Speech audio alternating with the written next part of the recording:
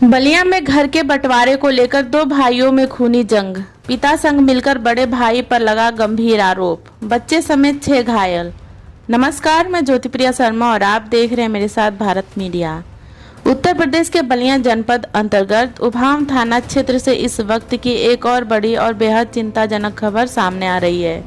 जमीनी और पारिवारिक विवादों की आग बुझने का नाम नहीं ले रही है। अब तुर्तीपार गांव में सगे भाइयों के बीच घर के बंटवारे को लेकर खूनी जंग छिड़ गई है। मंगलवार की दोपहर करीब 2:30 बजे हुए इस हिंसक संघर्ष में एक मासूम बच्चे और महिलाओं समेत कुल 6 लोग गंभीर रूप से घायल हो गए हैं। सभी घायलों को आनन फानन में इलाज के लिए सीयर सामुदायिक स्वास्थ्य केंद्र CSC में भर्ती कराया गया। यह पूरी घटना उभाव क्षेत्र के तुर्तीपार गाँव की है, जहाँ रहने वाले 2 सगे भाइयों राजू कुमार और बाबूराम के परिवारों के बीच पिछले कई वर्षों से पैतृक संपत्ति और मकान के बंटवारे को लेकर आपसी रंजिश चली आ रही है। मंगलवार को इसी विवाद ने अचानक हिंसक रूप ले लिया और दोनों तरफ से जमकर लाठी डंडे चले। इस मारपीट में दोनों पक्षों के लोग लहूलुहान हुए हैं। घायलों में राजू कुमार 39 वर्ष, उनकी पत्नी सोनी देवी और उनका 11 वर्षीय बेटा आदित्य कुमार। दूसरे पक्ष से बाबूराम 48 वर्ष, उनका बेटा राज कनौजिया और पत्नी निशा देवी। अस्पताल के बेड पर जिंदगी और दर्द से जूझ रहे छोटे भाई राजू कुमार ने अपने बड़े भाई और पिता पर बेहद गंभीर आरोप लगाए हैं। राजू कुमार का आरोप है कि उनके पिता और बड़े भाई बाबूराम आपस में मिलकर घर का गलत तरीके से बंटवारा करना चाहते हैं। उनका कहना है कि पिता के साथ मिलकर बड़ा भाई घर में कुल 1/3 का बंटवारा चाहता है, जो कि सरासर नाइंसाफी है। पीड़ित राजू ने स्थानीय प्रशासन और पुलिस पर भी लापरवाही के आरोप मढ़े हैं। उनका कहना है कि वे इस विवाद को लेकर पिछले 4 सालों से तहसील से लेकर जिला मुख्यालय तक अधिकारियों के चक्कर काट रहे हैं, लेकिन उनकी समस्या का कोई समाधान नहीं हुआ। पीड़ित का दावा है कि आज भी वह थाने पर शिकायत देकर घर लौटे ही थे कि तभी दूसरे पक्ष ने उन पर हमला कर दिया।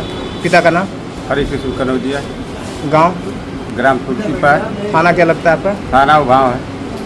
अच्छा, सरकारी अस्पताल आए हुए हैं? सरकारी अस्पताल। हाँ,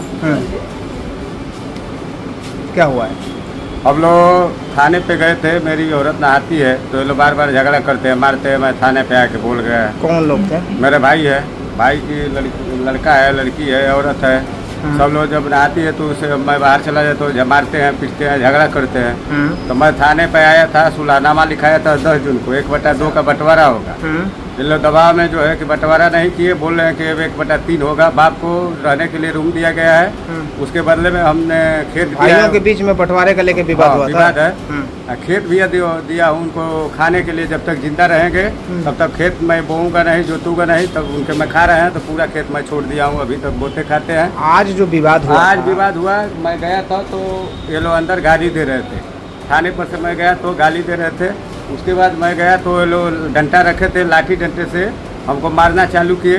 उसके बाद हमारे एक छोटे को बच्चे को मारे हैं लाठी से, 2 जगह उसका बात फ्रैक्चर हो गया है। और मेरी बीवी को मारे हैं। बच्चा का हो रहा है।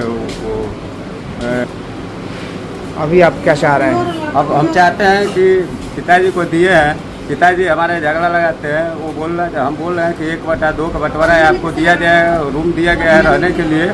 हमारी बहन भी उसमें झगड़ा लगाती है।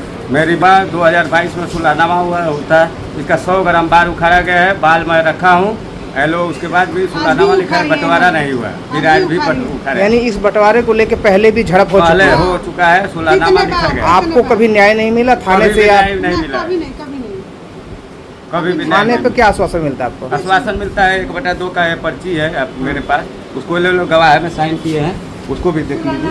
सुलहनामा हो गया 10 जून को बंटवारा हो। तीनों लोग साइन किए हैं। 22 का सुलहनामा, 10 जून का है। इस सुलहनामा को भी कोई मान नहीं रहा है? मान नहीं रहा है। पुलिस प्रशासन जाके जबरदस्ती हमको दवा बना के और बोल रहे कि यहाँ से दे दो, मांग रहे हैं तो वहाँ से दे दो। अब 22 का एक है सुलहनामा है। ये 22 में बैठकर पंचायत करने के लिए थाने को सुलहनामा लेके 2022 में हमको कोई न्याय नहीं। यानी ये 2022 से आपका लफड़ा चलते आ रहा है? तब ऐसा 100 ग्राम बाल है, बाल भी रखा गया है। डीएम को मैं दरखास्त दिया, बाल भी डीएम को मैं दिखाया हूँ। देखिए डीएम से मैं दिया हूँ। डीएम को जो दरखास्त दिए कब दिए? भी है, वो इन लोगों से पहले मैं दिया था। दिखाइए। सुलहनामा उसके बाद लिखाया है। डीएम को भी दरखास्त मैं दिया। ये डीएम की दरखास्त हाँ, है। ये ये DM डीएम का- को दरखास्त आपने कब दिया था? 29 तारीख को इसमें लिखा होगा डेट, क्योंकि ये नहीं है। हाँ, इसमें 27 तारीख को मैं दिया। वहाँ से आपको कोई आश्वासन मिला डीएम साहब आश्वासन के? मिला था हम्म। सीओ साहब के। ये सुलहना जब लिखा गया तो मैं बोल दिया कोई झगड़ा लड़ाई नहीं है, ये लोग 1/2 दे देंगे, तो मैं झगड़ा लड़ाई के लिए मैं केस मुकदमा नहीं करूँगा, मैं अपना हिस्सा दे दूंगा। उसके बाद भी वो दबाव बना रहे हैं।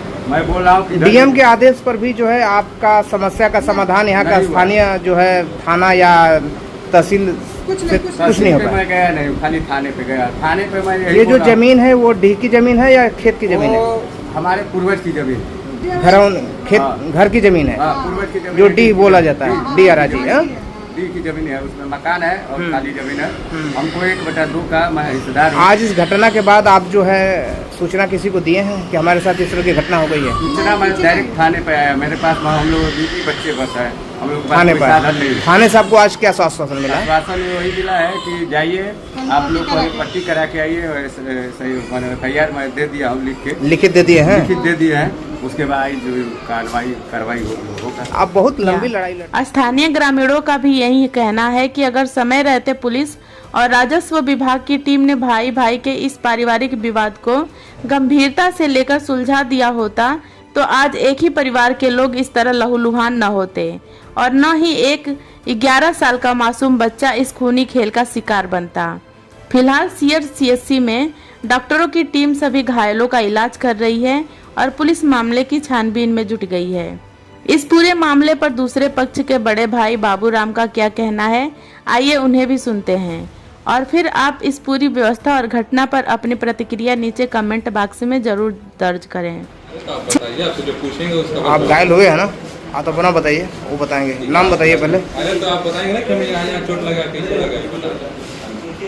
परिचय बताइए अपना, पूरा परिचय बताइएगा। कहाँ घर है? बाबूराम कनौजिया, पिता का नाम?